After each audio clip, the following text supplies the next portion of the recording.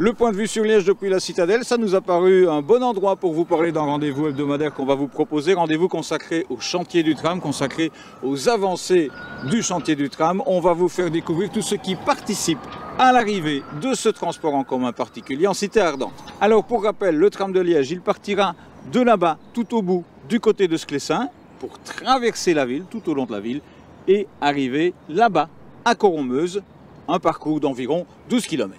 Tout au long de l'année, vous allez bien sûr découvrir le chantier en tant que tel, mais également les coulisses de celui-ci, les hommes et les femmes qui sont impliqués dans la réalisation et l'arrivée du tram à Liège. Et puis, évidemment, on vous donnera des conseils pour essayer de vivre au mieux les embarras inévitables qu'il y aura avec ces travaux importants au centre de la ville. À titre d'exemple, nous voilà rue Léopold pour des travaux de repérage, des travaux de sondage. Il y en a eu place Saint-Lambert, il y en aura rue de la Cité. C'est ce qu'on appelle des travaux préparatoires.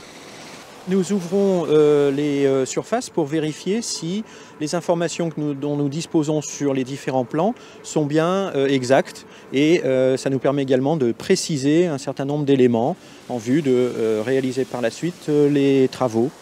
Sur les plans, les réseaux sont localisés avec une certaine précision et nous avons besoin d'affiner un petit peu les dimensions qu'on va trouver, notamment la profondeur à laquelle se trouvent les différents réseaux, pour que lorsqu'on va rajouter d'autres réseaux ou les dévier, ils se superposent correctement et qu'il y ait le moins d'interférences possible entre les uns et les autres. Le choix des secteurs où s'effectuent ces sondages et ces observations est fonction du planning général d'avancement des travaux.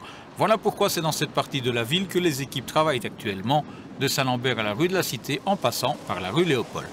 Plus surprenant peut-être, ces sondages constituent également une opportunité pour les archéologues. Leur intervention est d'ailleurs inscrite au planning.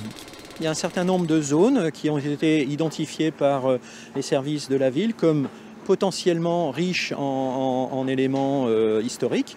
Et donc dans ces zones-là, il y a des périodes qui ont été octroyées pour que les services de l'archéologie puissent faire leurs investigations. Ces travaux constituent une étape classique pour un chantier aussi important que l'implantation d'un tram dans une ville. Leur utilité, c'est aussi d'optimaliser le respect du planning global de l'ensemble des travaux.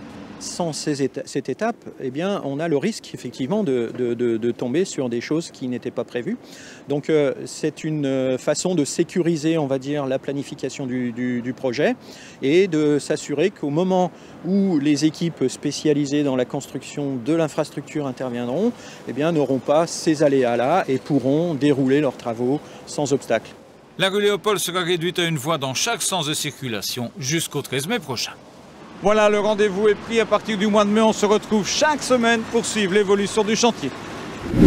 Le tram, on l'a toutes et tous en commun.